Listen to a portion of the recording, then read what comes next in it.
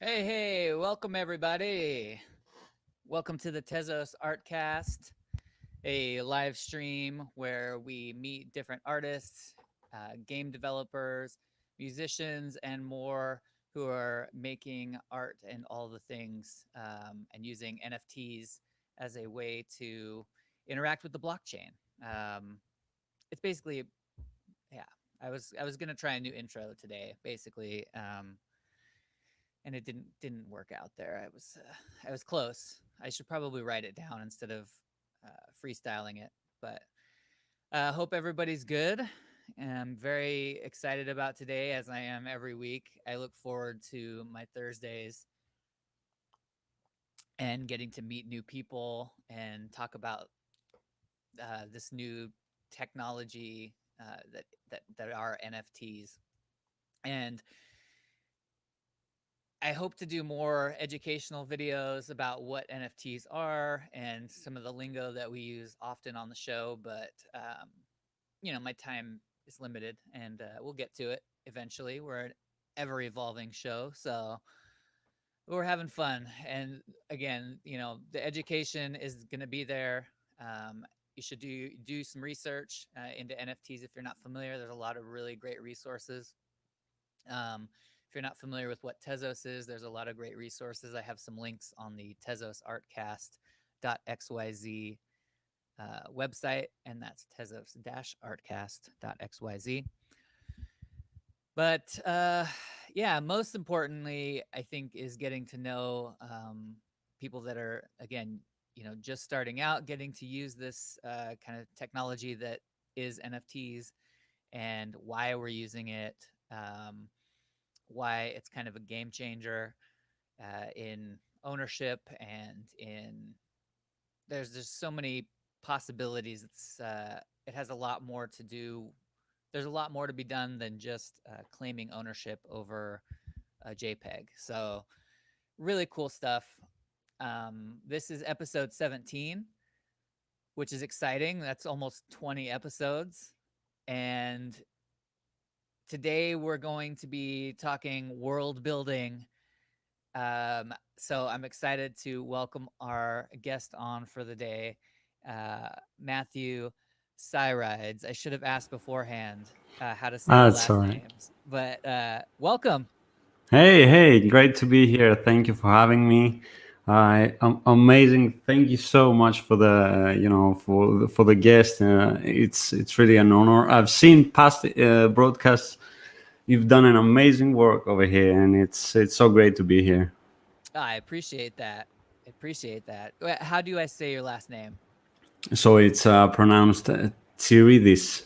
Oh, Yeah, so it it's makes more kind of sense now weird. that you say it. Yeah, Like Tsirides. yeah. I've put the e in the end because most of English-speaking people don't get because my name is been written in three i's in here Uh huh. in Greece, so I have to change it. And the funny thing is that everybody who reads my name and is from Greece, they say that it sounds like Tsirides, which is the word for scream Oh, in my huh. in my language. Yeah, it's kind of funny. That Um, is. and I always have the same problem with people pronouncing my surname. So I'm used to it now, and it's cool. Yeah, I was getting ready to post kind of the title of the show for my streaming software, and I almost clicked, ready to go, and I'm like, oh, there's an extra I in there. Yep. Because yeah, I guess just in English, I'm so used to seeing just like Twitter handles and stuff, and just Oh kind of yeah. assuming that it's like TS stands for something. It's like TS Absolutely. rides, yeah. Yeah, yeah. Sounds like a rapper name or something like that. That's right. That's right. Flow Rida and TS Yeah. Ride in the building. Absolutely. Yeah. Awesome, man. So you're based out of Greece, uh, Yep. and before we talk about kind of your main project right now, what's your background? Like, what have you always been an artistic dude?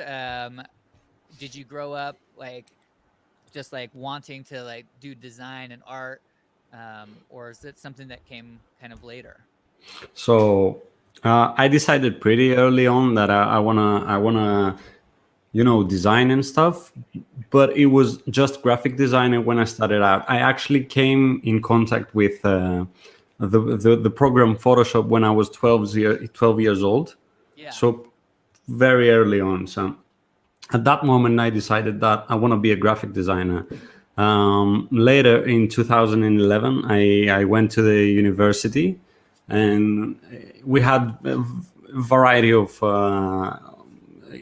curriculums and different lessons that you can pick up, and I just decided at that point in time that I want to do illustration and concept art for video games, because I was always playing video games. I was actually analyzing video games. What do they do? What do they not do right? And what I wanted to do is, make it right. So as an analytical person and a creative person at the same time, I decided that I wanted to pursue this type of career. So I guess this was the turning point. About 2011, I decided that I want to do illustration. Now, when you were doing that early on, when you kind of like pivoted in 2011, were there um, were there works of art, illustrators, um, games that you were looking at that were like really inspiring, where you're like, this person's doing it right, or like this style is just everything to me? So yeah, at the time, I was playing, I think, Assassin's Creed, the first one. I'm not Okay. sure. So yeah, it was after this game that I saw the artwork of Craig Mullins, Uh-huh. who he is an amazing concept artist, and he really inspired me to pursue the concept art career. So yeah, Craig Mullins is one, but I was reading comics at the same time, and I was seeing different artists. I came in contact through my school years with loads of artists like Moebius and his work with the Incal, along with Jodorowsky and stuff like that. So Right. you always taking different kinds of inspiration from different kinds of things, mostly games for me. Yeah. I was playing games all the time. I never stopped playing, and I still, if I find time, I get to play one game just to remind myself that I'm a gamer as well. Right, right. Uh, Now, when you say so, you said concept art, and you've mentioned it a couple times. Just for those who may not differentiate or may not know, kind of like that specific thing, like what entails a concept artist as opposed to kind of maybe some of the other distinctions someone might make. So we have two kinds of concept art. Okay, the one concept art is the conceptual art in the art world, which is completely different from what I'm describing. Okay. Concept art is actually the ideation process of when creating a video game, or when creating a movie that requires some sort of pre-production thing. Like if you want to create a VFX and stuff like that, someone has to come in and design that piece of armor that Iron Man wore on his film. So that person usually is a concept artist, which he sits down with a bunch of other concept artists, and they brainstorm ideas on how it's going to look. And Right. it has to have design as a base, and to take into consideration different prospects uh, of the design systems, because it has to look good, it has to resonate with a specific audience, and it has to also remind them that this is Iron Man. So Right. this And is concept art. so you kind of have to have like uh, a lot of different background. I mean, if you're talking about everything from clothing to architecture, probably. Um, Yes, absolutely. This is absolutely correct. You have to have at least the minimal requirements of this sort of things to just get through the door, just to show them your work and be able to say I'm a concept artist. I have a little bit of everything. I can do that. Right. So I'm curious then, if you were going to like, get a job as a concept artist. I know I mean I imagine there's like obviously a portfolio that you'd be showing. Yep. But is there any like is there like an interview process just kind of like any other job where maybe they'd sit you down and say, all right, we've got this character, and you know here's his backstory or her backstory, Hmm. create something for us as part of like an interview. Is it, does it get to that level of Yeah, absolutely. Tests are something that they happen all the time. Like tests are now mandatory on most of the jobs of that are creative. If you go for a design job, most of the times you'll get a test, which they will assign a test brief of a sort, and they will give you sometimes a real project to work on, so they can see how you react to that, or a past project of them, so they can have like how did that person do and how did our team do, and see if right, they you know right. That's cool.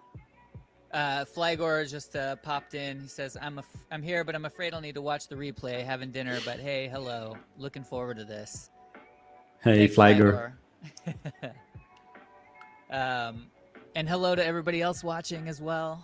Got some people watching, hanging out. That's cool. Yeah, that's really cool. I didn't know that. I guess I never really made that distinction. And then you said that there's kind of other conceptual art in kind of Yeah. the regular art world, and what does that look like? So Is the it more like concept. taking like abstract concepts and displaying them, or Yeah. I'm not very. I haven't studied concept art in terms of the art world, sure, because concept art is more like uh, things in the art department. Like for a gallery, you go to a gallery and you build up a statue or something that it can't be eaten or something like that. That's concept art. sure, So okay, it's differentiating, like a new music album that hasn't been specified as a genre. It's called sometimes alternative because it hasn't been assigned a genre as of the time he has released. That's what I think as well. So. okay, gotcha. Yeah, I was just curious because yeah, again, making that differentiation, I guess I just never really thought about it. So, Mhm. uh, so now, so you've got this gaming background. What game are you playing right now? You said that you have like you're able to get like a little bit of gaming in. What do you? So I don't have any games that I'm playing right now. I'm trying to focus solely on my art, but I do take a look at the other games and their artwork. So I'm looking at Sea of Thieves as of right now, and how is it's looking. I also played a Warhammer game at the Versal something. I don't remember the name. Yeah. Um, I also played Bloodborne, which is. Don't get me started. It's Uh, too hard. Yeah, so it's not that I'm actively playing something, more like right. looking for inspirations most of the time. As of right Gotcha. now, I don't have so much free time to go in and play games all the time, Right. unfortunately. So, well, I guess that is a good lead into what you have been doing, and that's producing this game, RingWorlds. Yep, Can you kind of give a quick introduction to what RingWorlds is or and will be? absolutely. Yep. So as of right now, RingWorlds is a world building project. I'm describing it as such because it hasn't gone through the door of being a game or something playable as of yet. I'm in the process of creating a world that is actually going to be playable at some point through the campaign, like a campaign in the Dungeons and Dragons rule book, and how you would play a Dungeons and Dragons game. Right. Uh, but as of right now, it's just a world building project, which means that I'm creating a backstory in my head on how the world came to life, and I sit down, I write on paper, I create different sketches, I come up with ideas on how the world looks. And Ringworld is actually it was actually made by accident, if you believe it or not. Really? Yep. So I was creating this character for a challenge that we have created, me and some friends. Yeah. And the first character that it came to life was Hermelos, the merchant, which we will probably see at some point. And I had this idea of making him holding like a ring of sort, like an artifact. Yeah. So it just came as an idea to me, like, what if this ring holds some power in it, and what if this power comes from within the earth that was created? Having different kinds of inspiration, like Lord of the Rings, having inspiration like different like different kinds of games or books or high fantasy stuff. Yeah. So I created this universe in my head, which I wanted 4 people to hold the power of the, let's say, world. And this is when it came to RINGWORLDS. And the world is actually divided in 4 places, in 4 equal parts. Okay. The names of which we can see right now on the screen. And each part, it's not accessible from one another. So you can't go from Accra to Mesilla to Efra. You can't. So no. So everyone is like strictly like, let's say, forbidden for now. I can tell you why later. So you can't pass from Accra to Mesilla or from Accra to anywhere else. You are stuck in Accra if you were born in Accra. And now, a quick question. Yep. And maybe it's too early for the question, but I'm going to go for it anyway. Go for it. Are the people in Accra aware of the people in Efra? Yes. Okay. Yes, they are. So everyone is well aware that the world is divided because it wasn't so long ago, but some generations have been like they passed down the knowledge of, let's say, because they've written books and they've written the story, the history, and stuff like that.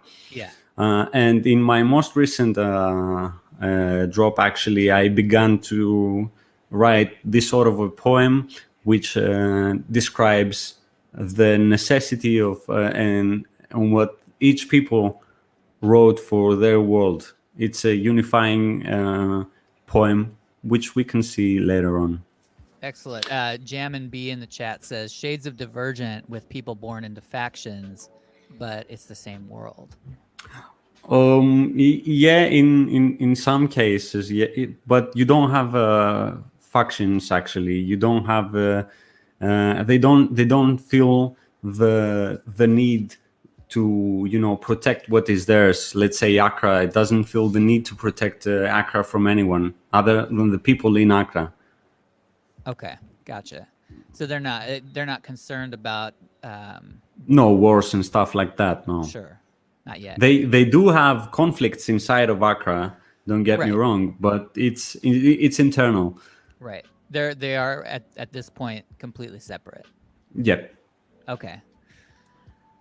Okay, cool. So that gives a good breakdown of how the world is broken up. So yeah, exploring more. Tell me more. Okay, I can go on for hours actually. So maybe with some illustrations. Sure, if you go, I can show you, like, yeah. Okay, so I'm gonna start with actually this one, which is named Dreadful Encounter, and this is taking part in Mesilla actually. Okay. So I'm gonna try and describe each world as we see it. I haven't illustrated every part of the world. Yeah, So I'm gonna also tell you about other worlds, maybe through the worlds that I have already created. that's beautiful. So By the way, this is a really haunting image. Like thank you, super cool creature. And that thank you. warrior, like that kind of like seasoned warrior, just kind of warming himself by the fire, unaware, or maybe Exactly, totally prepared. I don't know. Maybe he's so exactly. good. That's the point. That's the point of this illustration, to show this cold-looking dude that you know nothing about, and he's like he is either unaware of what's happening, or he's fully aware and ready to strike at any moment. That was the whole point of this illustration in my head, and I'm so glad you got to tell me this feeling right away. So this is behind him. It's a shade. People in Mysia, they call them shades. People in all over the ring worlds, they call them shades, and they come from what we call the veil. The veil, it's the part of the world that it's separating the worlds. Okay. So it's something like imagine like a protective shield of a sort, Mm-hmm. which doesn't allow you to go through from one world to the other. Right. And in there, they reside creatures of the night, let's say, and they're all shades. And fun fact is that shades were once humans, which have tried to pass through the veil, Oh, and they have made into shades. so So something. So and you don't have to reveal this, but I get the sense that um if you're trying to penetrate those other worlds, there's some process at work that's simultaneously keeping these worlds apart. But also, if you do try to cross through that it creates this transformation into a shade. exactly, yeah. So that sounds like there's a lot of good fodder for a story there. Like now you've got me wondering why, what makes them the shade? What's the thing? Is it a spell? Is it So awesome. I'm I'm in. I'm hooked. So I'll continue, and maybe you can catch up on whatever happens, and you can tell me. I'm not gonna reveal it right away what happened, and No, yeah, because I want the mystery to keep going. yeah, sure. So this kind of shade is quite peculiar because they're not actually harmful at this point. Oh, okay. They are actually summoned to scare visitors of this specific forest away. In this forest resides the night fairies, which we see in a different illustration doing their day job, like as we say. Okay. These are the night fairies, and they hold a sword of a sort, which is quite interesting, because this is the only sword that can penetrate the real world and create a veil and Okay. bring out one shade at a time. They are like tiny creatures. They're like 3 centimeters tall. The worm behind them, it's 10 centimeters long. So you can see the forest behind them. It's like huge, and I hope that gives the size away. So they have this. It's called sword needles, Mm-hmm. and this is the only material that can open a portal and bring out one shade for a very small amount of time to scare away the visitors from the forests. And this only happens at night. They do Okay. this just to scare. They're quite. How can I say that? They like to pull pranks on people and scare them away and make them feel uneasy and stuff like that. They are like, Gotcha. yep, They're but they're pranksters. yep, They're exactly. mischievous little creatures. Absolutely. But Now, they do. what are they doing in this illustration? Yeah, so I was gonna go to that now. Okay. They're actually hunting for their food, and there is no other time in the day because they have to protect the forest during the night. They have to go out hunting in the morning. Um, so the fun thing here is that the forest is protected by two kind of fairies. There are the music fairies, and then there are the night fairies.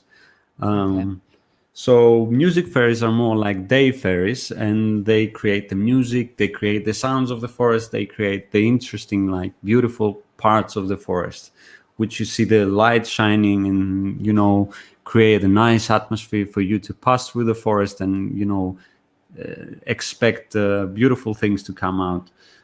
But night fairies are more like watchers, and they're more like, uh, vigilant heroes of the night, let's say.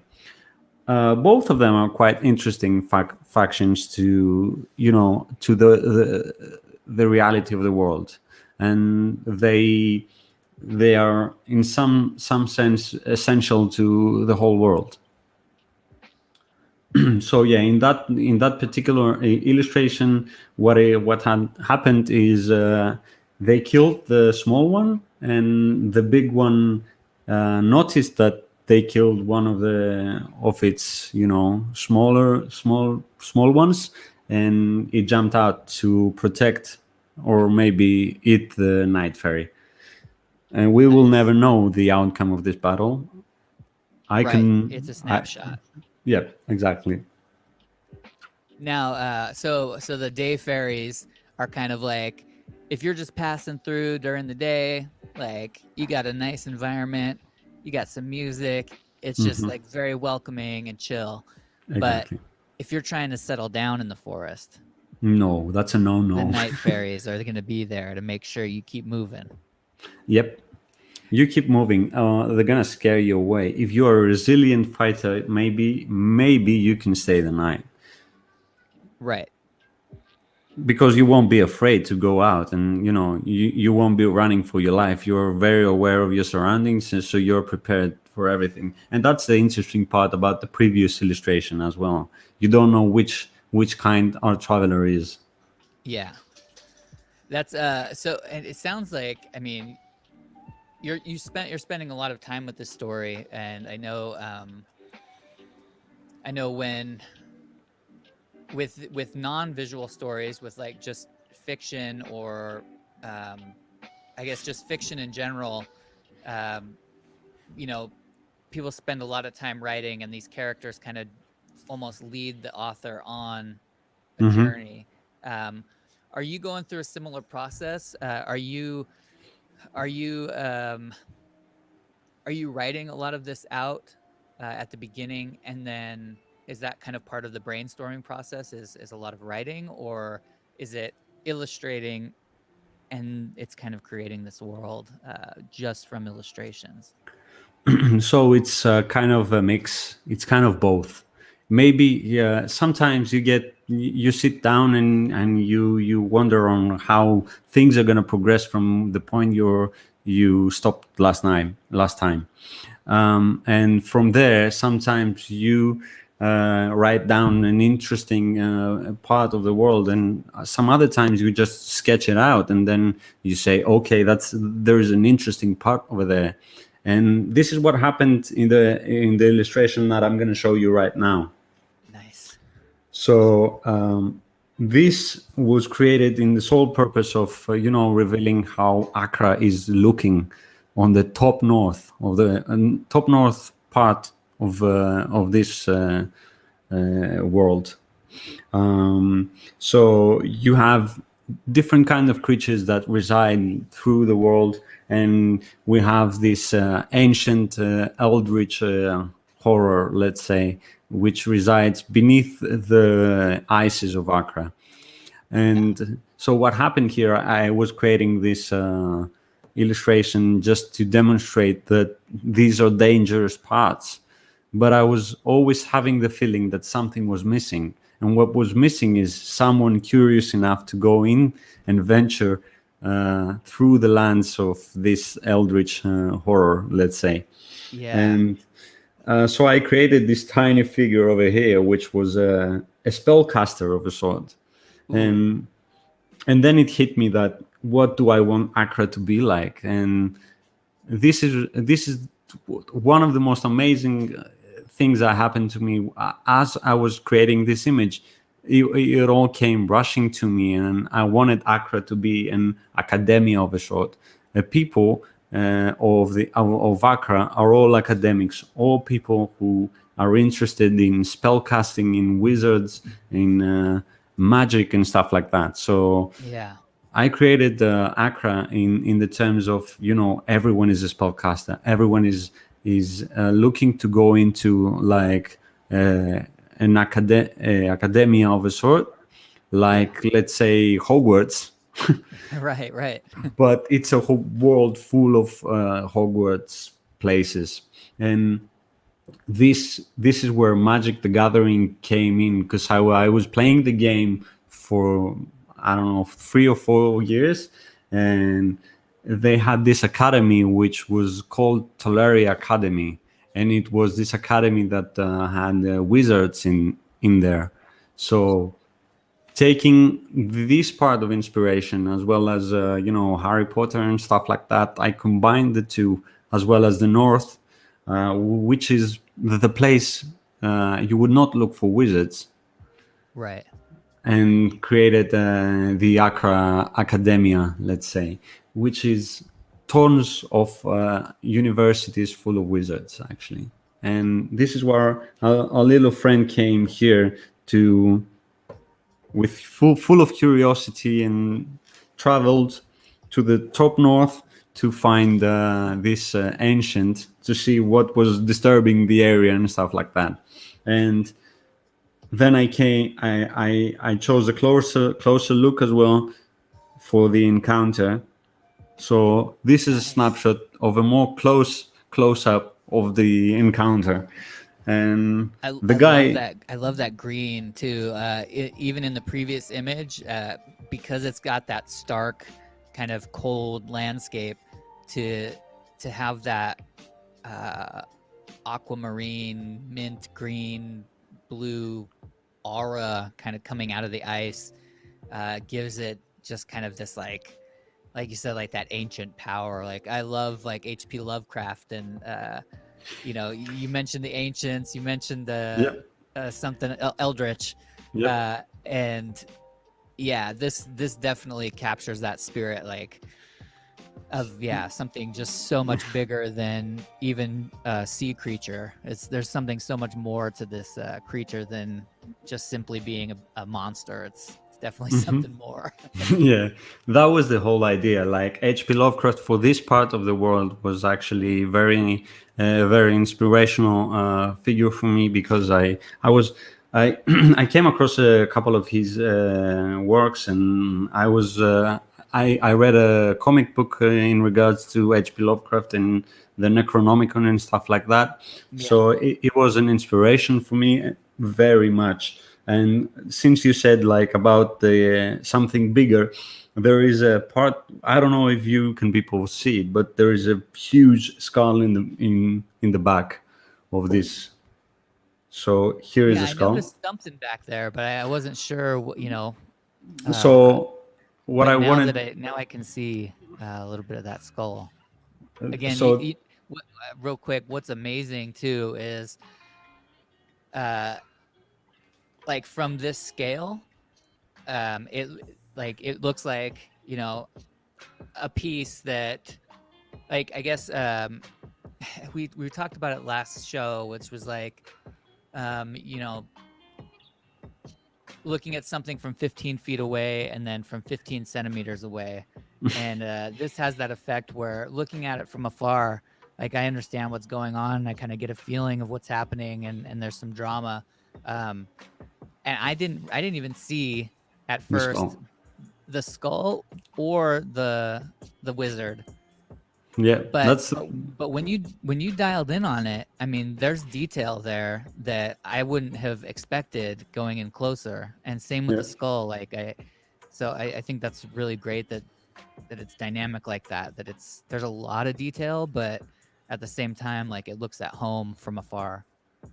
So There's yeah, I wanted to mention that because I've noticed that on there's all of also a these. skull in here, but Oh, people nice. wouldn't have noticed that anyways. So what is I wanted for this particular piece, I wanted to uh, make people look for more clues of what's about to come. And what I wanted to tease here is actually the existence of titans. So this is a dead titan actually. He was or she was killed a long time ago, and it now resides in the back of this frosty lake. And the ancient is looming inside the skull of this giant, this titan. But this is just a teaser of maybe things to come. Nice. Yeah, that's great. And Um, that's from Accra. yeah, that's all Accra. I actually have only finished illustrations for Mesilla and Accra as of right now, and I'm currently working for one in Nefra.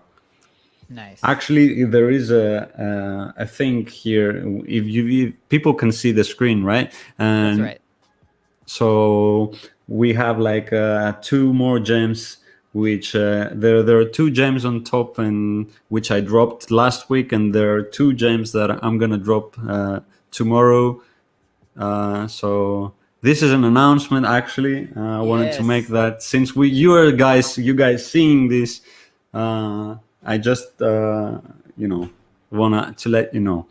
You got a chance Um, to get these other 2 rings tomorrow. yep, yep. The first Excellent. two were actually vanished like that. Pretty quickly, yeah. So yeah, and these are the ring holders. If I am to show them, here's the first one, which he holds a red ring, the ring of the changed. Every ring has a different name, has a different power, has a whole thing going on. Yeah. Like it's called the ring of the change because it can actually transmute anything into anything the holder desires. Okay. And this guy over here, he created the mimic for himself in the back, right here. Okay. Yep. He actually created a tentacle arm for himself for some Yeah. reason. And he is from Ephra, actually. And each ring holder has its own realm or ring which they reside. And they too cannot leave the ring which they reside. Gotcha. And it's what I wanted actually to share with you as well is that in the playable thing that's going to come at some point, you'll be able to play not as one of the ring holders, but as an independent character Yeah. that you create. And they are the only ones that they can actually travel Oh, through the okay. veil. Yeah, because it would be kind of weird not to be able to travel. So yeah, I have a small hint in the RINGWORLDS website Mm-hmm. about that. That's really cool. I like that idea because I remember. Uh, are you familiar with Clive Barker? No. Clive Barker wrote. He was the original. He wrote the original Hellraiser. Okay. He wrote the book that Hellraiser was made from, but he wrote a really cool double book called Imagica, Mm-hmm. and he deals a lot with kind of like this Messiah character in this novel, but it's very much that structure that we find in RINGWORLDS and in some of these other world games where you have this divided world. And in that particular story, there's this Messiah character whose journey is to kind of like bring all the worlds and connect them all.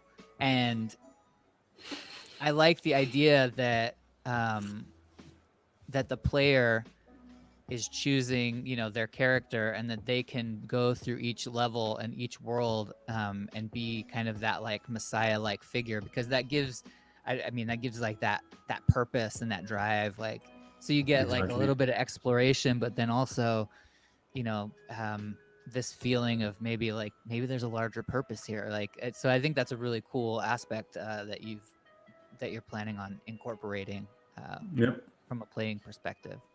That's the whole purpose of this endeavor. Let's say that the player will find a purpose in creating a character that they'll get to bond over time with it and play as it. And also another thing that I wanted to the player who gets to play this game eventually, I wanted him to, or her to, be able to, maybe play into a specific thing. You have the world, you have the tools, you can create your own story from that, which can take part only in one place. You don't have to be tied up to what main story I have created for these characters. You can also find interesting things to play through yourself. I just provide the world, and I provide the whole thing, the premise, the whole creatures, or people, NPCs and stuff like that, which you can find. I mean, you can probably interact with Hermolos if you go to the Ephra Merchant City and find him and speak to him, and it's up to the dungeon master to invent a dialogue or of some sort. It's Yeah, I like that, because I mean, again, keeping it. A friend of mine at the place I work, he just started to play Dungeons and Dragons for the first time. I've personally I've played one time, and I was very young, and the guy that introduced me to it, he was kind of a jerk about it, I thought. So I didn't pursue it at a young age, but I've come to, in retrospect, really appreciate like the imagination, like the role playing, so many aspects of that game, and kind of what it spawned. And like I said, this guy at work has gotten into it, and he's been telling me, he's like, yeah, it's just amazing. Like, I got to make this character, and he's this type of character, and he has this accent that I put on, and he's like, I just love, like, I'm wondering where he's going and what the dungeon master is going to come up with next. And exactly, yeah.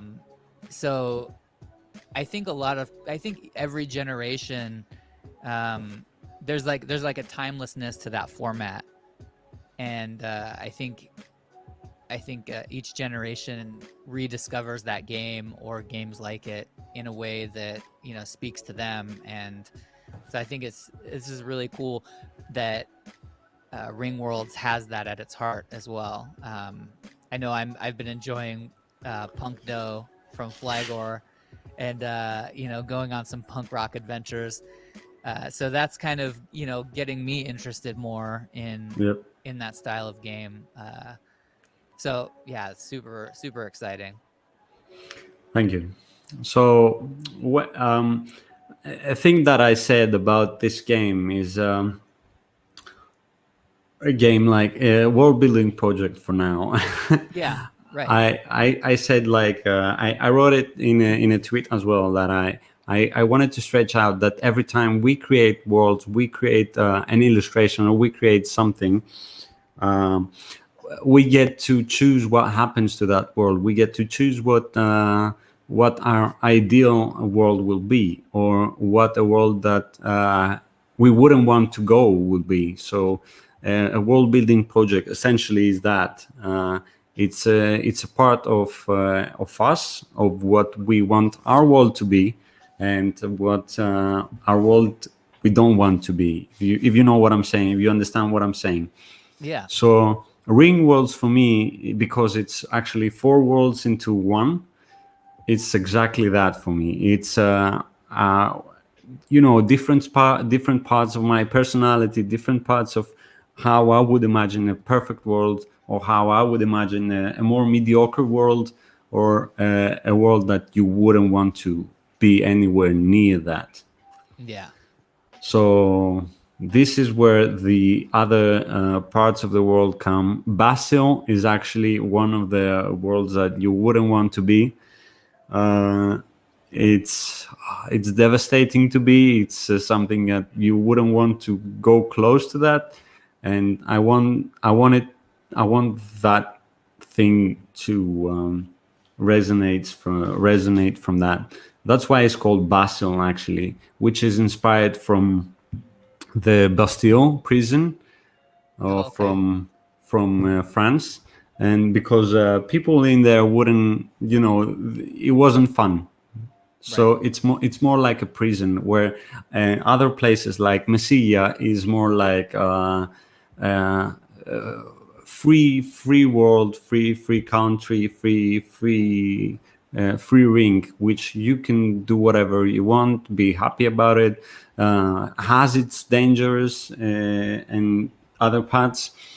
Accra is more like structured environment, somewhere you can learn from, somewhere you can, get something from, but also has this, let's say, strictness to it. Yeah. It's somewhere in the middle. You want to be somewhere where there are rules, but you don't want to be somewhere where too many rules and weigh you down and don't let you do what you want to do. Right. Ephra, on the other hand, is like it's not. It's, let's say, our world in a sense. It's a little bit all over the place. You can find interesting people there, but you can also find very bad people, which can hurt you, can whatever. Yeah. Now, you've got this world building, and you're setting all this up, Dungeons and Dragons style role playing game, kind of this beautiful open world. Why NFTs? Okay, so I came to NFTs at some point late March, I think, and I was considering Ethereum at start, and then I came across, because of a friend suggested it, on Tezos. Yes. So NFTs for me, it's a way to engage with people and let them in on what I'm doing, and open the door for me to welcome them in and say, here I am, you can tell me your ideas, we can both be part of this and find a way to work together to create something good. Because at the end of the day, NFTs are very interesting, because A, for the community, and B, for the creation. It evolves you. It makes you work for something.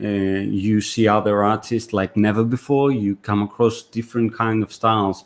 They will engage with you, they will speak with you. And I found that through NFTs I've met a lot of interesting guys, a lot of interesting people, not just guys. Right. Right. One of them is actually Joab from Gift.games, who has been tremendous help for me, and he has given me advice on how to pursue this thing, and try out, because every start has its rough parts. And NFT for me is a way to communicate what you're doing to other people as well, and make them not make them have them be part of this thing that you're building. Right, because when you're using when you're engaging in these platforms, these NFT platforms, you're not and tell me if I'm getting this wrong, but kind of what you're saying, I'm gathering, is like you're not in a back room of a big studio creating something and then Hmm. very removed from the person who's receiving it. Like the end result of what you create, say, again, at maybe 9 to 5 large studio production of a game, or working, submitting. There's more direct connection to your audience, is what you're saying. This too, yeah. But what I'm essentially saying that I am up for collaborations with other artists, and other than engaging, obviously have.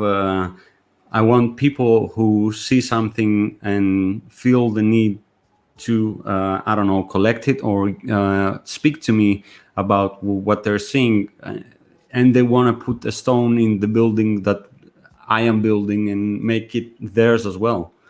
Right. So if that's also financial support, yeah, most of the times illustrators don't get that much support for their projects, and w- I myself have to as well work a 9 to 5 job and then come back and illustrate for another 2 or 3 hours and then go to bed, back to work. And it's like working 12 hours straight. But the part where you work for the illustration you do and the thing that you love, and seeing someone actually appreciating it enough to give you to collect it and make it part of his collection and make it part of his wallet or whatever you want to call it. Yeah. It's a very important, and has also helped me how understand that I have imposter syndrome, and I am trying to how can I say that, go through with it and stop being negative about what I'm doing. Right. You're trying to own it. Yep, exactly. That's right. And I think that's I mean, again, I think that community engagement is a big part of maybe getting over that, or working through that, because I mean, I feel the same thing. Um, learning to code and sharing my photography, or whatever it is, and getting feedback from people, or even just meeting other people who are doing similar things, can be a real boost to that self-esteem, and that, like, no, like, everybody started somewhere, Hmm. and hopefully someone comes along and I can help them later, and that is a really cool aspect of things. Yep. We got Joe Abel in It's the chat. Joab. I think I know who that is.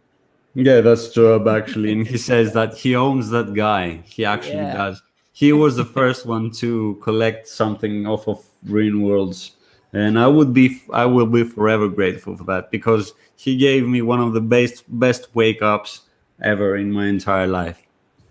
Yeah, he was great. We had him on, and I think actually, when we were talking about it, that was the first time I had really discussed like world building and whatnot with anybody. And he mentioned you and in that show, and definitely turned me on to the project fully, because I had seen it. But again, uh,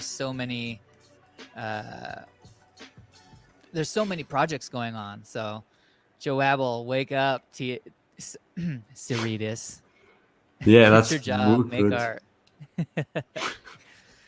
That's Soon, right. soon, soon. That's right. Um, Keemstar, Kareem Star says your favorite Ki- cardinal direction: which means north, cardinal. south, east, west. Oh, um, okay. I would have to say. North. North. Yeah. I would probably say north as well. West is, I mean, I'm a West Coast kind of guy, but yeah, there's something magical about the north. Yeah, something mysterious and at the same time beautiful. Right, right. Like we saw in Game of Thrones, which they portrayed the North very nicely. Now, I've never watched Game of Thrones, not one episode. Wow. Okay. Yeah. So, mind if I share the thing that I'm working on, which is actually from the east, and Yes. it's Ephra. It's a work in progress, so bear with me. It's actually a market city, like I said previously, and it's the hometown of Hermolos and the red ring, which is the ring of the changed. And you said Armolas? Yeah. It's Was that the the character that you merchant showed? guy. Yeah. Got it. Got it. This, Let yeah, me. it already looks like a marketplace with like the banners over it and stuff. Yep. Oh, details. Nice. Yep. It's the line work. I'm just tone it down every time because I want to paint over it and make the lines disappear. So lots of details. Here is a seller which sells magic carpets and has a lamp as well. Nice. Magic lamp. And there is a very specific statue over here, which is kind of part of the story. And brace yourselves because this is Nichta, which derives from the Greek word of night, and she is the goddess of the night, one of the main two goddesses of the game. And if you're in the chat, by the way, drop your. I'm taking down names of everybody in the chat, but if you're watching and you haven't made a comment or anything, please do. We do want to get you a gift after the show. So, yes, sorry. Just wanted to mention that as people Yep. pop in and out. Make sure you comment over there. I want to live there. Thank you, Joab. Yeah, right. That's what we were discussing previously, that I want to create a place where someone would say, I want to be there, I want to live there. And this is a very, very important thing to me when creating this world. Right. Yeah. I mean, I think, and it's really cool. Like when you said that that the different worlds can represent like your ideal world or the opposite of your ideals. You're really you're really sharing a larger vision of a possible futures and what you'd like to see and hopefully influence what other people will Yep. want in a world that we do live in. So yeah, this goes very deep because every ring has its own political agenda, and every ring has different rules and different things. So it's a very, let's say, versatile place, versatile world, even, which in some sense describes our world as well. But maybe we can find somewhere to place everything and be a part of it and stuff like that. Yeah. And, So yeah. your design really comes across here, like like you were saying, with like characters, architecture, clothing, kind of giving this like. There's not a part of this scene that is like. It all seems like it fits together, and Thank you. so yeah, just kind of noticing that even just from the sketches, like that's pretty cool. That concept art background and that concept art kind of knowledge that you have to have, it really shows here. That's cool. Kind of knowing that now I'm like looking for it. It's like you don't like, I think I've probably seen concept art before. You mentioned uh is it Jodorowsky? Craig Mullins, probably for Yeah, Craig concept art. Mullins, and then like Dune concept art and stuff. Like, so Yeah, yeah, yeah. Assassin's Creed. I know I've seen those kinds of things, but I don't think I recognized what I was seeing. It just kind of all goes together. It just makes sense. So for you to kind of point out that aspect of concept art, now I'm like, oh yeah, like that's a lot to be thinking about all at once. Like, Yep, kind of yep. going to be a renaissance person, like master of or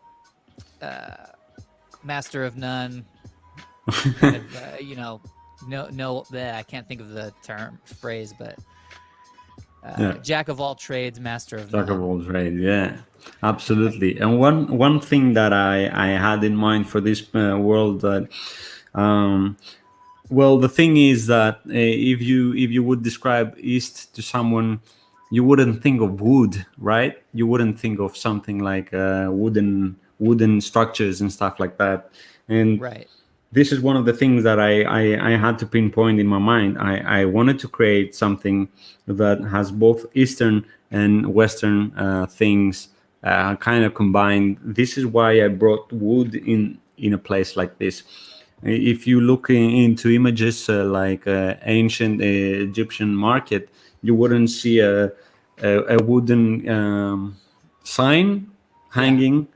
There would just be like different kind of items, and you would just know what this place is. Right. So I don't know if I'm gonna keep it, but this is my thought of process, because I try to consider different backgrounds of where do I want to drag inspiration from and stuff like that, and I'm trying to have everything make sense, like you said. Right. You want the implications to be there. Like you're putting that's what's amazing about storytelling and just um I think one thing that a lot of people don't appreciate or even know is there is how much work goes into, just one piece, where again, giving us that little bit of insight about just like whether wood would be here or not. Yep. Uh, it's something that probably would stand out in a way. If I- it's funny, just like that's like just I mean I come from more of like a writing background, and Hmm. you know while characters grow as you write, like the things that are in the story are kind of like it's like hinting at deeper parts of a character's background. Like you may have written an entire backstory that you'll never share with anybody for a character that's in a fictional story, and no one will ever see that backstory. Authors have notes and notes and notes. Dune especially is a big favorite of mine, and Frank Herbert. you know I've seen pictures of, he's got volumes On about, background. yeah, about whether it's like um again, clothing styles or ecology and biodiversity, and each character has their own. It's just like unfathomable the depths to which artists and go to create something that is much more distilled. It's like, again, this Hmm. market, it's just a snapshot of a market, but it's going to tell so much about the world Oh yeah, without having to say anything. So I exactly. just wanted to kind of pinpoint that, because it's something that I don't think gets appreciated enough. So I'm really, yeah. Go Yeah, ahead. one of the most appreciated moments I had when I was reading something was when I was actually reading part of Silmarillion from Tolkien. Yeah. And the thing that I discovered over there is that he went into great lengths to describe how the world was created and how the different parts of the world were created. And sometimes you don't get to see that thing because it wasn't made in a movie or it wasn't made into a game. It was just written down, notes and notes and notes of different things, and someone put it together and published something. Silmarillion did that to me, and when I started reading about the backgrounds of different gods and different parts of the world over there,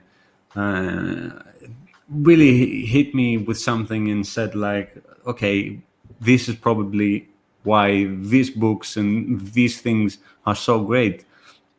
Is because they have a solid background, they have a solid thing which they can you can build upon.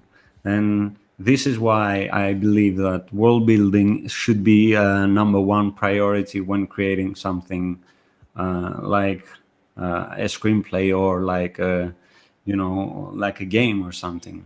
Yeah. Where do you set your game to? What is your world like? What is happening over there, and how does it affect everyone that lives in there? Yeah. Yeah. So cool. NFT Raider says hello. Says busy Hey, evening. Just made it. What's up, dude? we know the feeling. Yeah, busy evening, and I'm glad that you were able to take time out of your day. Like you said, I know you're working and you're working on this project. Now, I do have one. I guess one other question about this is, do are these collectibles and these releases of the concept art, are they going to be game pieces as well, or are they concept art as a way to introduce the game and are kind of like standalone collectibles? So they're Does that more make like, sense? What I'm asking? I think I made sense of what you're asking. So if I don't get something of your question, rephrase and we'll Okay, we'll cover the rest. sounds good. So these are collectibles in the sense that you can uh, get a piece of the world in a sense.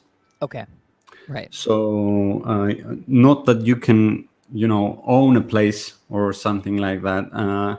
It's more like you can own a part of the RINGWORLDS world as a collectible, like you would collect something like a figure of of a game, which is in that case most of those are single editions, which it makes them really limited editions because I'm not gonna release them elsewhere. Right. So if someone wants to collect something, it's collecting a part of early work as well, and it's gonna add in value, of course, because it's gonna continue expand, it's gonna continue growing. And if you have one one of the early pieces, one of the, let's say, first few encounters that maybe you can sell them at a later time or whatever. So it's like owning a very limited edition part of the whole world of this project. Right. Right. I don't know if I answered your No, you question. absolutely did. Absolutely. Oh, I got a new puppy back here. Oh, that's okay. He's making some noise. Relax, relax, Cooper. Let's see if I can. Oh, Say hello. That's Cooper. hey, Cooper. He's we just got him. He's running around the neighborhood, so we adopted Oh, that's him. so nice. That's so nice. So good of you. So nice. But yeah, no, you absolutely answered my question. Joe Apple's wondering if you have an atlas yet. An atlas of the world. Yes. So it's a very rough atlas, but I'm gonna show it anyway because I like to show my process behind, and it's in the process where we can find uh, different things to explore.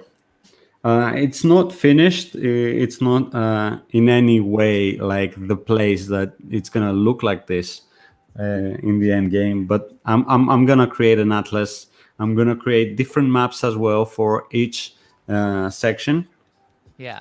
So yeah, because everything is like let's say that it's a ring. It has a backside, a back. It goes all around. So it's a very huge place.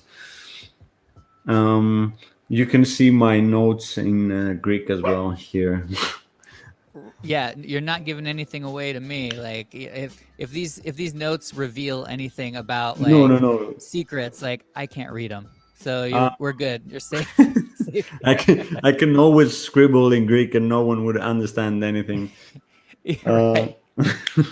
So yeah, we have the first thoughts of how the names are gonna be here, and as you see on the bottom part, I wrote down Avisos, which means abyss Okay, yeah. in English, and I wanted it to be more like an abyss place, a very dark place in a sense. Right, yeah. So this is a rough of the Atlas, Job. Nice. Order and Chaos is here. It says hello all. Hey, hey. Hey, hey. I also have a few concepts for the Night Fairies, uh, which are not released in any way, but you can see them here. Yeah. Um, Okay, so these well, we saw yeah, you saw them attacking the worm. Okay, yeah. So here I have like trying to figure out how they're gonna dress and how do they go on about dressing. They have more of a warrior type looking feel, Yeah. in contrast to their counterparts, which is actually day fairies, and they have a more free spirit kind of dress Yeah, and stuff like that. absolutely. Like a little bit like a little looser clothing, kind of flowy hair. Yep. You got that musical instrument, those softer Mhm. colors, feminine energy. Yep. Nice. And so I can show you like okay, here's a sketch of how I want everyone to look when they dress, and I have the Eastern and I have Messiah. This is a very rough sketch. Obviously, I haven't gone through yet, but I'm just showing it to you so you can understand my process. And Yeah. this is probably one of the most complete concept arts. Here you have, you see, I have signaled over there which part of the world is it, and That's this is excellent. how they dress and how the elders look and how the young ones look. This is the young one, in case you didn't understand, and this is the old one. Right.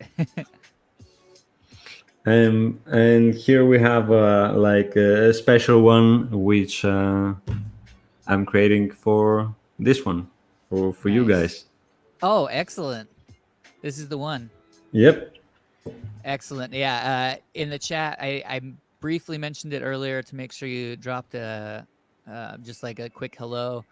But Matthew here has been generous enough to work on a piece just for our viewers, and we're so excited about it. It won't be done by the end of the cast, but we'll be sure to get it to you as soon as it's done. Obviously, you don't yeah. rush great things. We're gonna share this NFT with you, so you can have a little piece of RINGWORLDS, and I really hope you guys like what you're seeing here. Love And Yeah. It's excellent. I'm excited to see kind of like where it all goes, and I'm gonna be following the project closely because Well, you do have a Discord, correct? I have a Telegram at the moment. I'm thinking Telegram, about that's putting right. up a Discord. You can, yeah. I didn't share with you the Telegram though.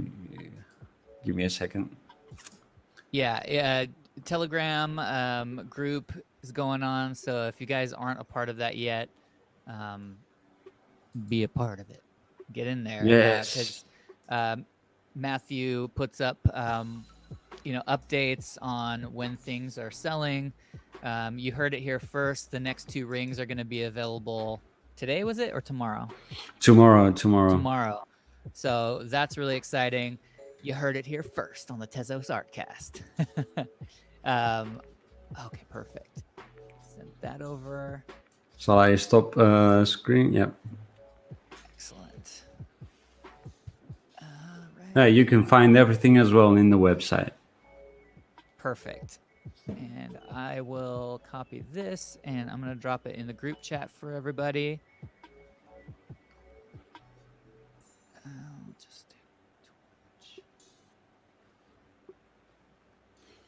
So that's the, I just dropped the Telegram invite into the chat. So follow that and you can join the group chat there on RINGWORLDS on Telegram.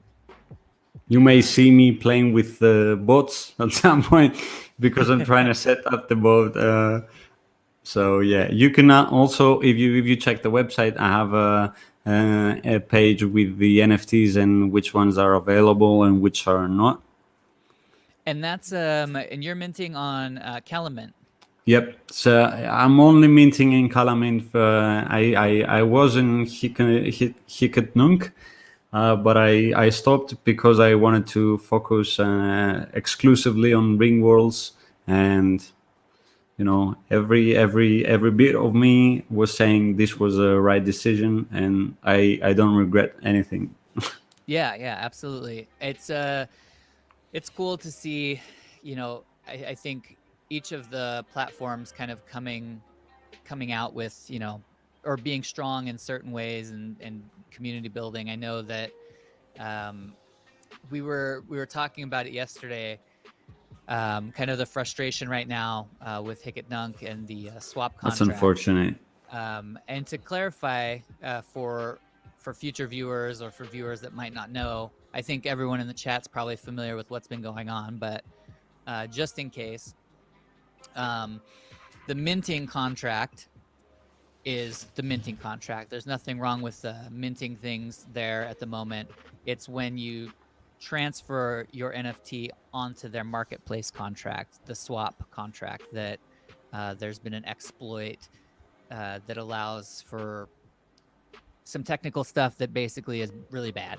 And it sucks because, especially right now, for people who've been building, I think, there's a lot of different reasons it's been really bad for people. But Order and Chaos is in the chat right now, and I know he's been working on his autonomous drones, and like where you're selling the tokens and you're burning the tokens to get the NFT.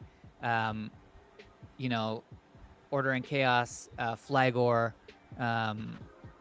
Shig, this method of kind of minting a token, burning it, and then releasing something. It's a really great workaround. It's a really cool way to distribute these NFTs and kind of work around this in this gaming aspect. And to have that suddenly broken, it's put a big hurt on the platform. So I'm confident that they'll get it all fixed and everything. But I think it shows that, one thing it shows for sure is that these platforms are young platforms. Absolutely. And that, artists who are joining the NFT space, it can be risky. Like if I may, 90% of the artists joined probably over March, I think. Yeah.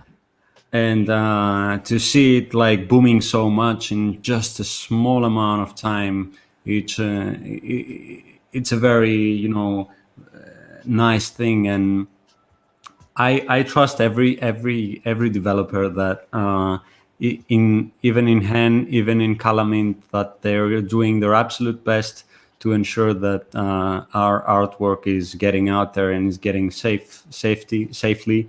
Yeah. And I've spoken to. I had the most contact I had was with Calamint people, and they're doing terrific job just to ensure that people are getting the very best treatment over there. Yeah. And so I'm really hopeful that this thing resolves as quick as possible, because people really putting good things out there, and maybe some people are making a living now from these kind of transactions. So Yeah, absolutely. And again, I think I always try to come from like a positive, like let's look at the positive of things. So I can't, I have to acknowledge, like there's obviously been some people hurt by the exploit, but at the same time, now that we know about it, it can be moved forward. And again, you can't deny like the community that's being built, and all of the just amazing things that we've seen happen in the last few months. So yep. I feel really confident that all the platforms are going to grow from this. I think there's a lot to be learned on every level, and but I'm excited to see. Again, there's just, I think each kind of little community has its strengths, and I'm still waiting for Calumet to get with some dark mode action. I've had to go to Showtime. Try Showtime has Calumet enabled on it, and that Yeah, has dark mode. So there's a little workaround there, and you can. Yeah, yeah, a I'm little also on trying workaround. Showtime. Yeah. I also there's another marketplace that I'm in the Discord, I think, on. Um, there's a couple that I'm kind of waiting to see what happens, because right now it's pretty much Calumet and Hen, and those are like the Yep. primaries. And there's a couple more that I'm waiting to see what happens, because it would be nice again to um, have an see More another options. take on a marketplace. Byte blocks is White one. blocks and yeah, and Bazaar, I think. Yep. Bazaar Yep. and yep. Those are the two main ones that I'm kind of like, okay, let's go. But I know there's no rushing it, because like a lot of these projects, just like your project, like RINGWORLDS is like a one-man project, and it's huge. Like these are big things, and some of these, Hen started out just a one-man project and evolved, and Calumet was a super small team, and I think still is a super small team. Um, so there's some of that anticipation and just like hurry up already, but definitely got to step back. And I know people are working hard, and I just want what I want, man. You just want your cookie. That's right, Goo, my cookie.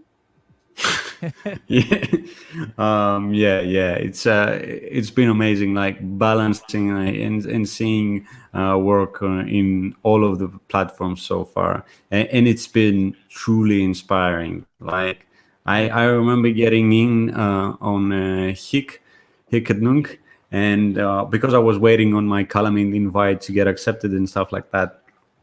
And I remember getting in and seeing all this work from amazing people, amazing artists, and interacting with them. And the best part, I was able to collect some of their stuff. Yeah. Because when I was considering Ethereum, the gas was like unattainable for me, because living Yep. in Greece is like you can't pay like 50 or 60 dollars for just a mint, and maybe you'll make a sale to make another mint or Yeah. something. Right. It's like, So yeah, it's like tying like a savings account. You might never get the get savings back. back. Yeah, exactly. like a So non-refundable deposit. Like, yeah, exactly. So in Tezos, I don't know. Everything was like, I felt like everything was better. yeah, Like from the community part, in terms of like how they engaged. From the first tweet that I actually wrote, I'm not gonna engage with Ethereum in any way. I'm strictly moving to Tezos, and I got so many massive likes, retweets, and stuff like that. And I was like, whoa, that's crazy. right. Well, it's funny because I've been like from the day I got into blockchain, I think it was pretty quick that I started to see a problem, like from just like a beginner user standpoint, was like there's so many projects, and then Ethereum's a big one, and then I saw Hmm. Ethereum Classic, and I'm thinking to myself like, well, what's the difference? And you know, Bitcoin, Bitcoin Cash, Bitcoin Satoshi's Vision, like all these things. And when you start to research it, I found out about hard forks, and hard forks being this, because a blockchain is immutable, you don't change it. If there's a disagreement over, you know, whether How it's done. fees are too high, or how to solve a certain problem that comes up, the people that work on the code, you know, they don't always agree. Yep. And the way that that ends up, my camera's gonna die on me in a second if I don't plug it in. I think that Tezos is the most democratic one so far.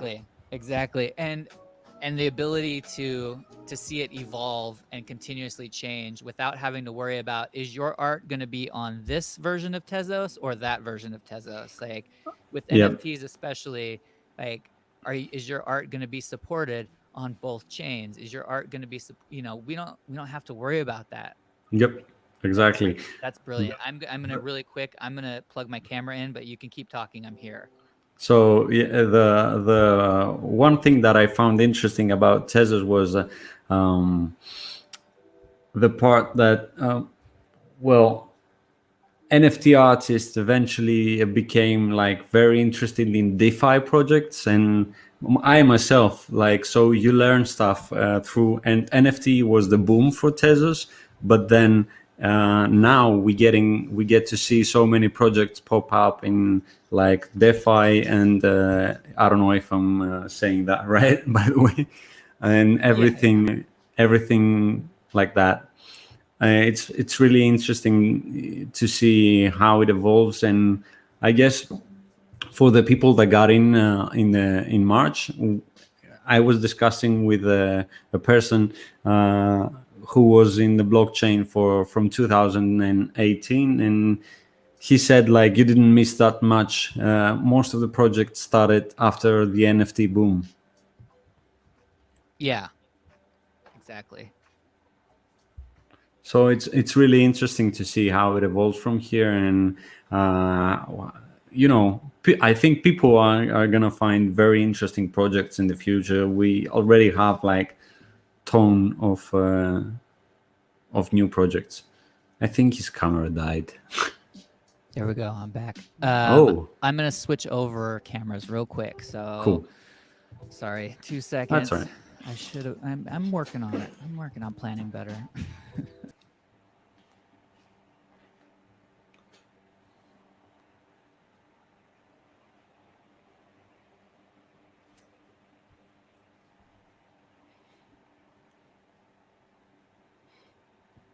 So yeah, we're gonna see what's going to happen from now on in terms of new projects and stuff like that, as NFT keeps evolving.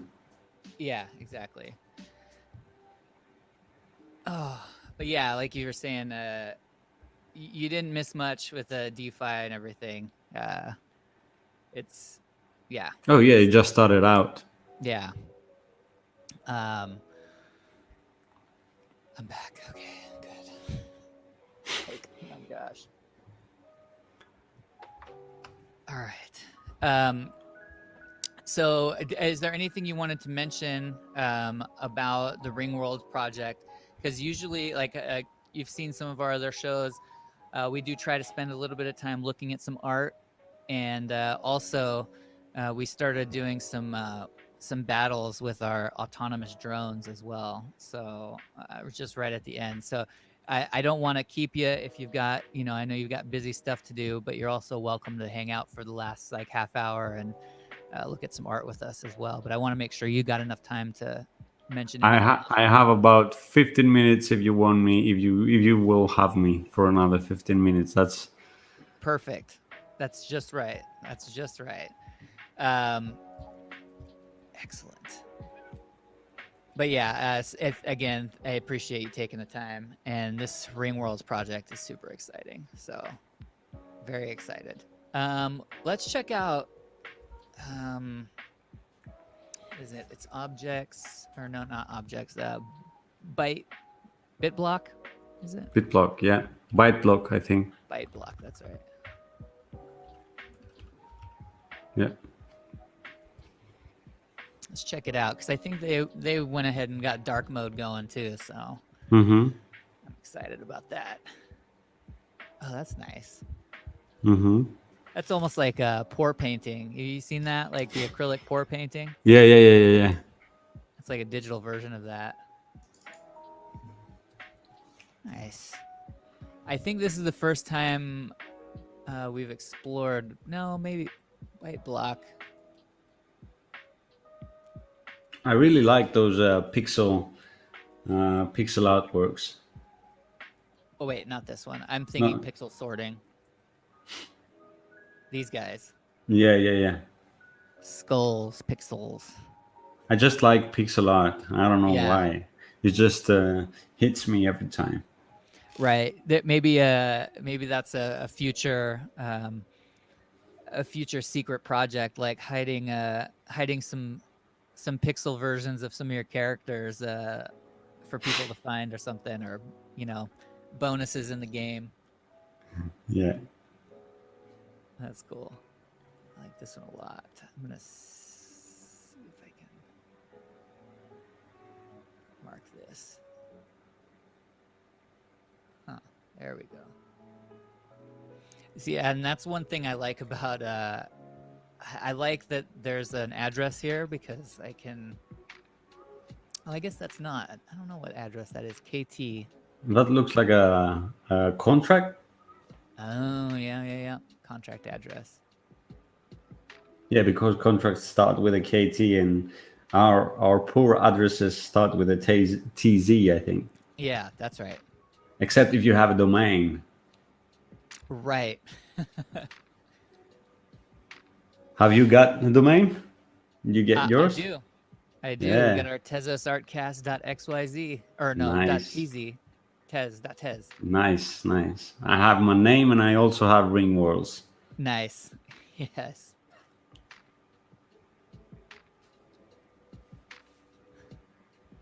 All right. That's nice. That's very experimental and I like that. Let's try this guy here. Oh, that's Looks like nice. Texas. I wonder if that's bigger. There we go.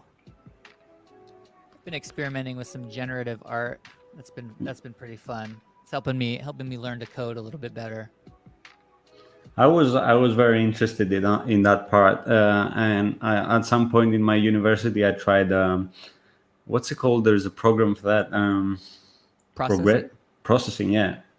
Yes. Yeah, that's Which kind of is- what I'm learning. I started learning Python last year, so processing has a Python version. Yeah, a more humane Python, if you Yeah. because you can understand processing way easier than you can understand probably pure Python, I suppose. Right. Well, it's interesting to see things visually, like Mm-hmm. to understand certain concepts. It can be really hard, just drilling into your brain like over and over, what a list or a dictionary does exactly, and seeing it visually represented is really great sometimes. All right, Wandering Worlds. I think Order and Chaos has asked something. Oh, yes. Is reading. RINGWORLDS Go ahead. Sorry. No. Is RingWorlds going to be a game? Just reading through the site. So RingWorld is going to be a campaign type of game, like a Dungeons and Dragons campaign game. So it's yeah.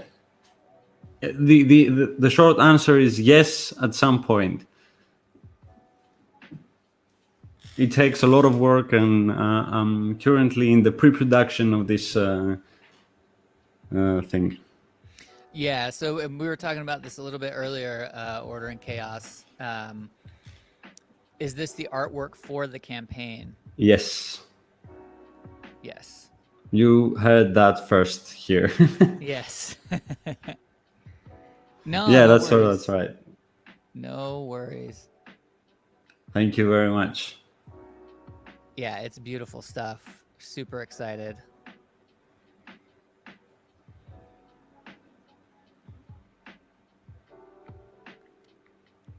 Ooh, that's nice. Which one are you looking at? The animated one that you pressed. This guy here? Yeah, Wait. I really like. Oh, and I love the We Are Alchemists one. Oh, yeah. I like the expensive ones, I guess. Yeah. You have expensive taste. I do. Save that one.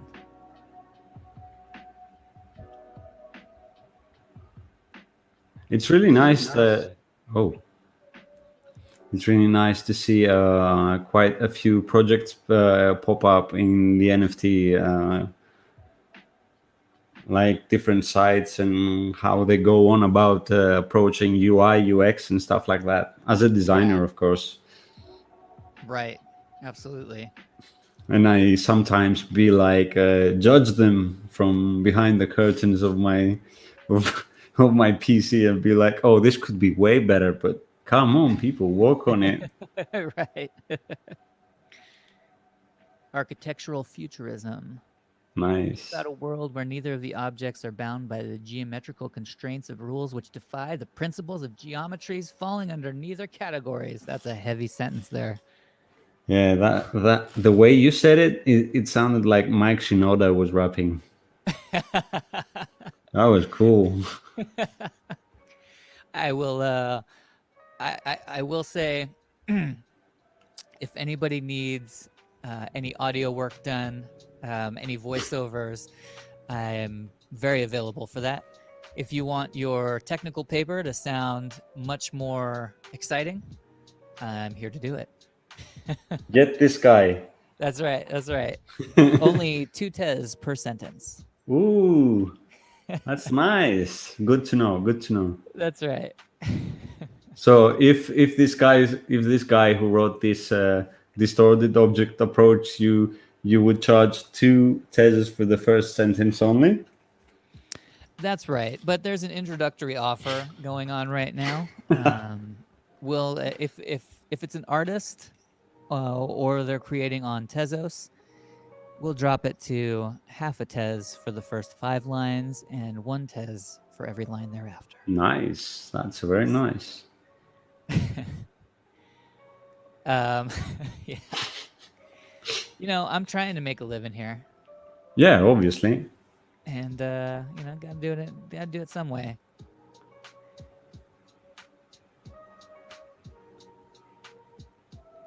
All right. Byte block. I see you. You're working on it. I dig it. Yep. Beta version. I Go ahead. the interesting thing about and what I like about invite only platforms is that they can curate the art that they get in some sense. So it can be like because when you have many platforms, you can have curated platforms to a very specific style. Like, let's say if you go to known origin from the Ethereum blockchain, you will most likely see more illustrated works. Yeah. Oh, that's so nice. Yeah. I've been meaning to reach out to this artist as well Oh because yeah. Space Lucy. This was one of the first pieces I think I saw on Calumet that like really struck me as just like, wow, that's something else. Back It's on like really one of our nice. first shows. Um, I also noticed that one of my things were placed for a bidding today, and I didn't know. oh, really? Yeah, yeah, yeah. Secondary market bidding. That's cool. Nice. Oh yeah, this is really nice. NFT Raider does the Illuminati symbol. Oh boy.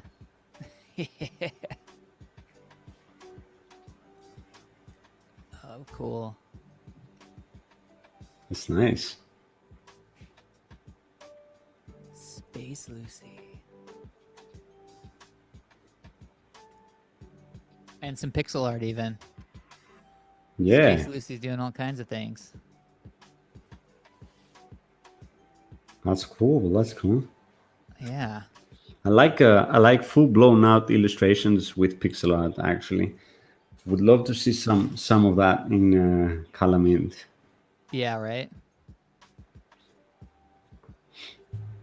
Yeah, I want to see these characters in their natural landscape, right? Yeah, I also collected a very interesting uh, artist the other day, and his art was very good. There's some Cthulhu here. Yeah, my man. Definitely.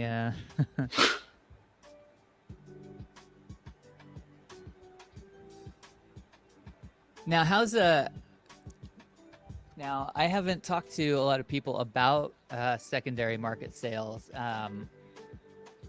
Is this the first secondary for you that's being put up that you mentioned, Sorry, or have you had any other pieces on the secondary market yet? not of yet. No. Okay, I'm just Yeah, curious because I'm wondering how it's working out for people, and um, yeah, kind of what the experience has been like. yeah. So the way I think so I was thinking about it, and the thing is that if you want to sell something, it's either going to sell because people know the project and they are patiently awaiting above their keyboards to buy something a collectible, or they hear from it either from Twitter or from different sources, and Mm-hmm. they're interested in that, and they go ahead and buy it. But thing is, most artists will stop probably when they make their first sale. They would stop promote the piece after the first sale, so it it wouldn't go to secondary market as easy, because the artist would stop promoting it in the various you know what's it called, platforms. Right. But I think it's important that the secondary market is allowing for artists to have a percentage of the sale. Yeah. It's very good. Like for Absolutely. I think like especially long term, you know, to know that your piece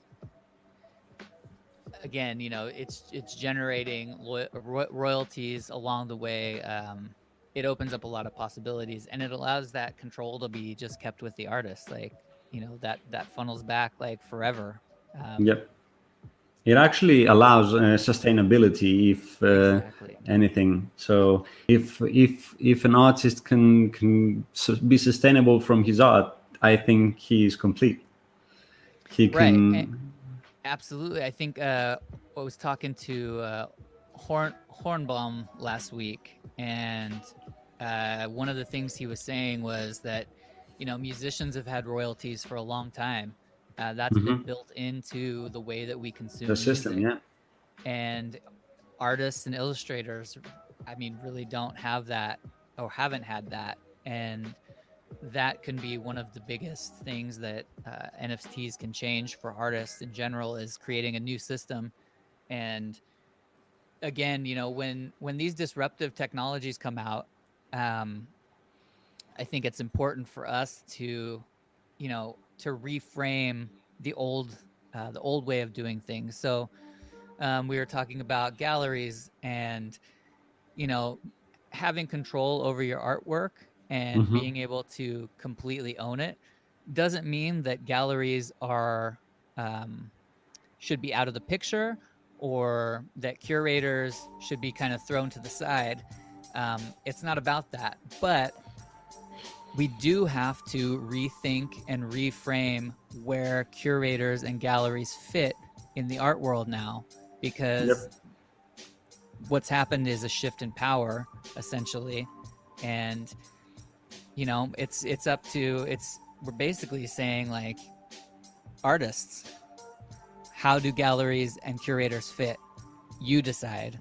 Yep. And That's I, first.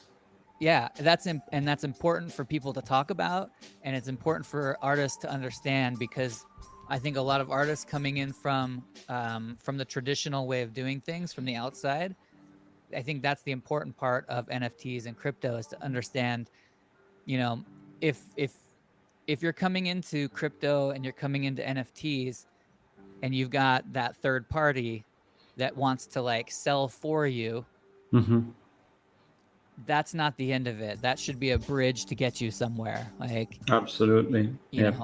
and understanding that independence. It's Completely agree.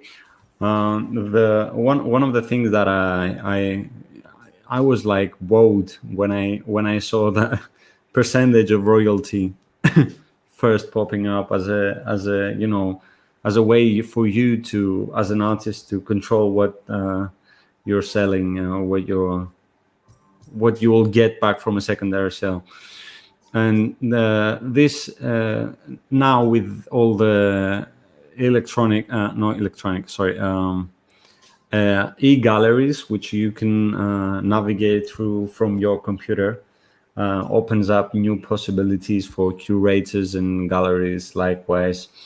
And it reminds me kind of, I wasn't born back then, but I know from reading about it, it reminds me of the the young days of internet art, which they would put up a website and showcase their artwork. And this is the feeling that I get from the NFT space as of right now. It's just a new way of interacting with the art world, interacting with artists in general. yeah, And Gold Cut is an amazing artist, actually. it's beautiful. Yeah. Sacramentum. That's awesome.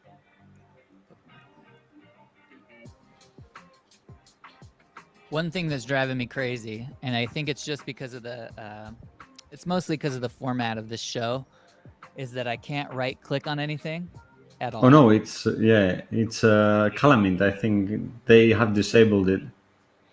Now, I understand why, but if I want to open this in a new window, by golly, I Yeah. can't do it. Can you do middle click? Oh. Yeah. There you go. And you just doubled my efficiency as a mouse operator. Single-handedly, in one moment, you just changed my life. Now you can say you've learned something in the show as well. That's right. Oh my gosh. Okay. I'm learning things. Middle click. Or just control click. Yeah. Yeah. Oh, control click too? What? Come on now. Yeah. Hold on, guys. Whoa! Two ways. Wow. Dang. Come Oh on. my gosh. You're getting loads of new information now. Gosh, and here I was thinking, like, I'm like a big shot, like I know like some Python, like I know a little bit about this or that. I've been missing middle click this entire time. You That's can where the learn a real lot. power is. You can learn a lot from the chat. I've learned that. That's right.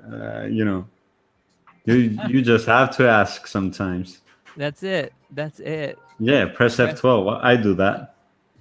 Now there's where I have a problem. because, You don't have F12?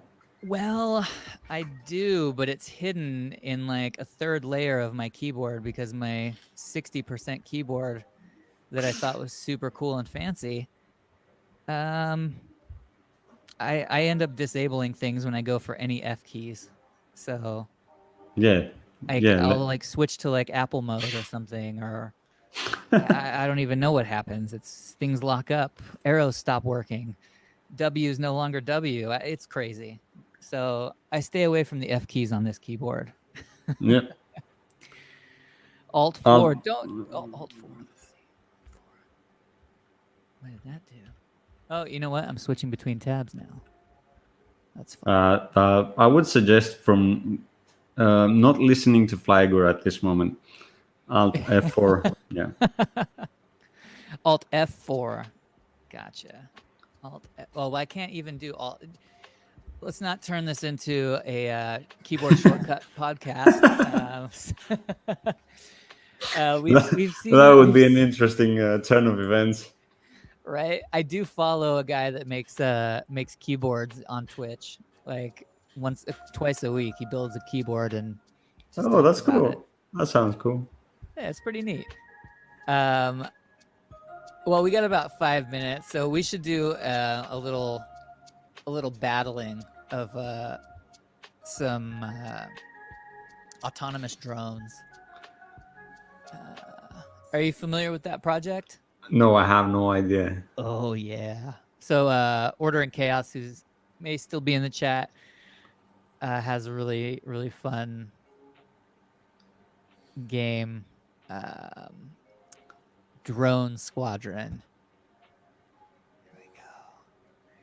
So you get the Drone Squadron token, you burn it, and then you get a randomly generated drone squad. And which is cool in and of itself.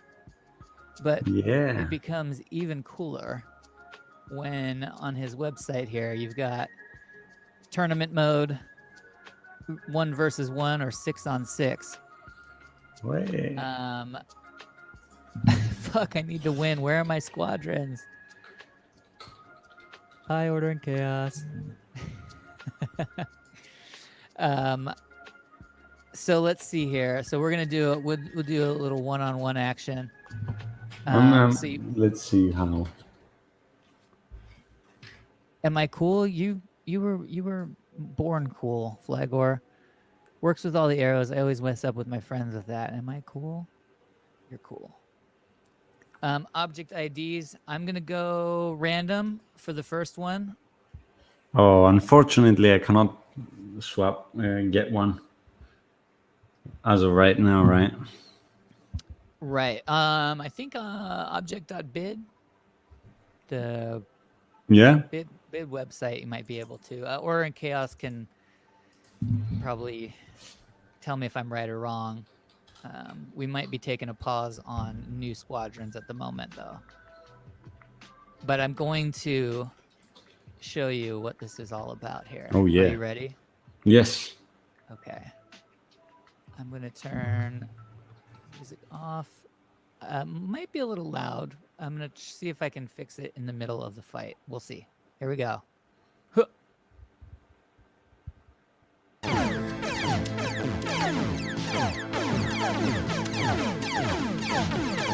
So we got the two squadrons battling. We've got Squadron Gaphus in yellow. We've got Squadron Zunis MKXII in tan. They're battling. We're going to turn on the grid so that we can see exactly how they're detecting each other. Scanners are up, and it looks at the moment like Squadron Gaphus is losing. They've only got 2 kills versus Squadron Zunis MKX2. It's evening out a little bit. The yellow squadron's hanging on. Just barely. All right. They're out of range at the moment. Oh, here we go, the finale. Oh, it's going down. It's going down for real. Yeah, I think yellow is... Got one more solo drone, just kicking it. Is it gonna be... Is it gonna go for the Death Star kill? Yeah. Can a single unit destroy an entire squadron? The anticipation is killing me. Here we go. Oh, and that's it. Squadron MK2 wins. So yeah. It's going the wrong bloody way. You can bid on object.bid. Cool. Awesome. Which I think, again, that's a cool workaround. You know, that's another thing I love about this community is there's so much community involvement, even on the development side. Like you've got, you know, just so many cool things like object.bid being made that. Flygor has 114398. That's going to be Squadron 1 in the next battle.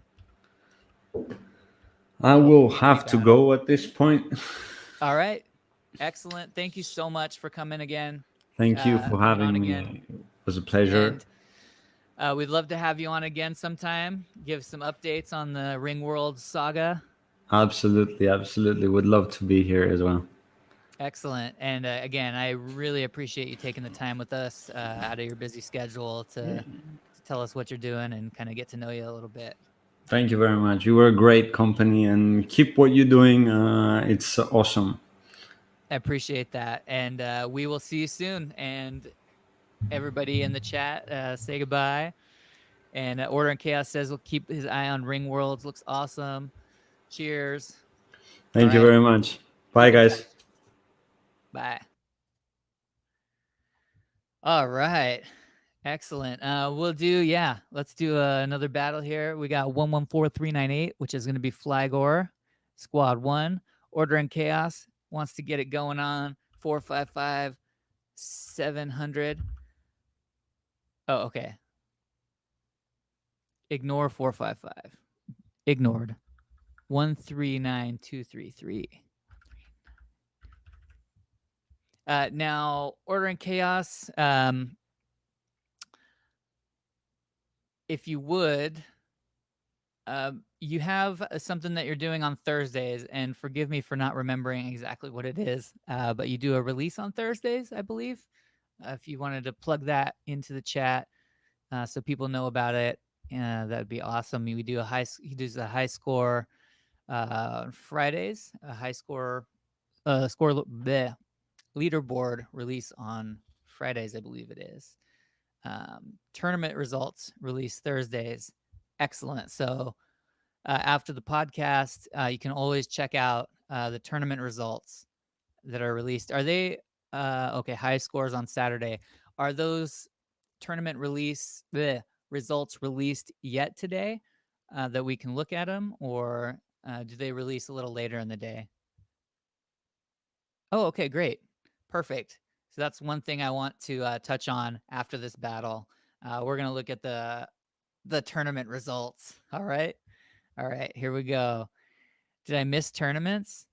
Fuck my life. Let's battle. The battle royale. Okay, you're Squadron 1.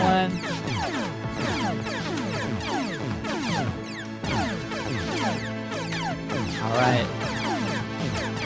Squadron Toliv. It's taking a beating. They're both taking a beating. Okay, Canopy. Looks like Order and Chaos is coming up with one more kill so far, but they're both pretty even right now. I mean, this is exciting stuff. Oh my goodness. You're pink, Flygor. Okay, I mean, this is down to the wire. If Yagawa here, floating off by himself in the corner, can get a couple good shots off, I mean, he could take you out completely.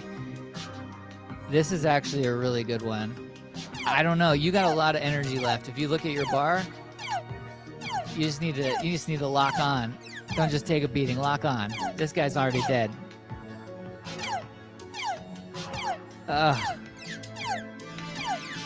Oh my goodness. This is crazy. I have faith. Just one more. Look at that puny scanner. One more. One more. That was... Yeah, let's do one more. I will avenge.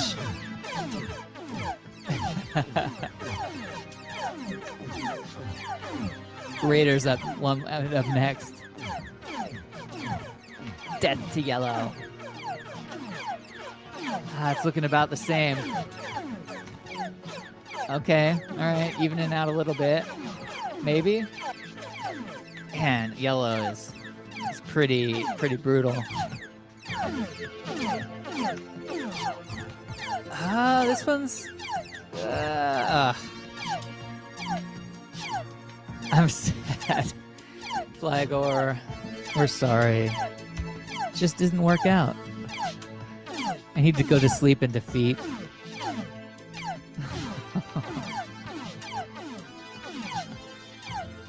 Come on.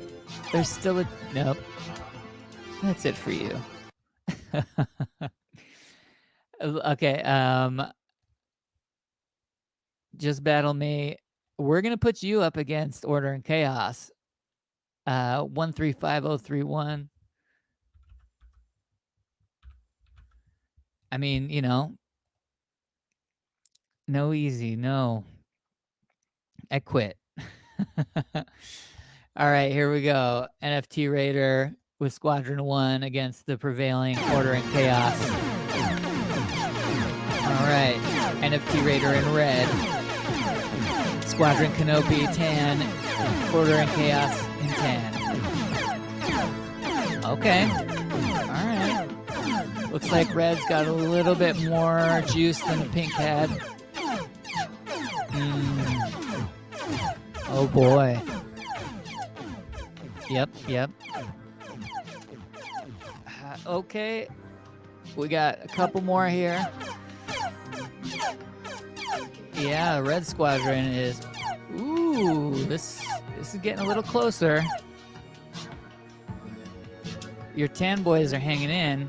A couple more. All it takes is...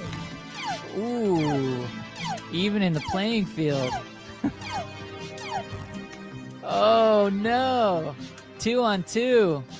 What? This was a drastic turnaround from before.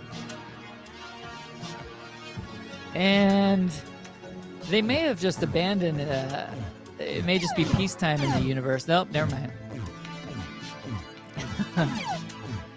Come on. Oh my gosh. Here we go. One more. NFT Raider sniping it. That's right. Oh, this is intense. Oh my goodness. All it's gonna take is one more shot to the red. Oh man, 1-on-1. Are you kidding me? One copy of my Hen 666 to Raider if he wins. Nice. Oh my goodness. This could be Raiders' game. It's just gonna take one shot. Dancing around the universe. They may have discovered some kind of like Zen moment, you know, where they're just boom. NFT Raider wins. And wins a copy of Flagor's Hen 666. Good game. That was awesome. Oh my gosh, that's rad. We saw some revenge, her little revenge taken. Awesome. Well, again, you know, that's the thing with these autonomous drones. They get crazy. You never know what's gonna happen. Now there are a few people. NFT Raider. I do have your Hornabomb piece from last week. I'll get to you as well. We got you guys in the chat all logged in for your piece today. This is fun. I appreciate you guys being here again. It's always a good time, and it's a lot of fun to to get you on here. Order and Chaos, check your Twitter chat. I sent you a message. Love to have you on. Talk about your project and meet you in person. But yeah, next week we've got a really cool guest coming on. We're going to be talking about a different use for NFTs, where this gentleman, or actually I don't know who it is, this person uses his NFTs simultaneously as a ticket for an online event and as a collectible. So it's not super different use for NFTs like I kind of alluded to, but performance art being tied into NFTs more so. So very cool project called Where There's Fire, Where There's Smoke, There's a Fire. Performance art, theater, beautiful images, storytelling, all tied into one. So that'll be next week. And yeah, thank you guys again for being here. And we'll see you on the next edition of the tezos-artcast. Peace, love, and NFTs. T's for Tezos. All right. Later, y'all. Peace out.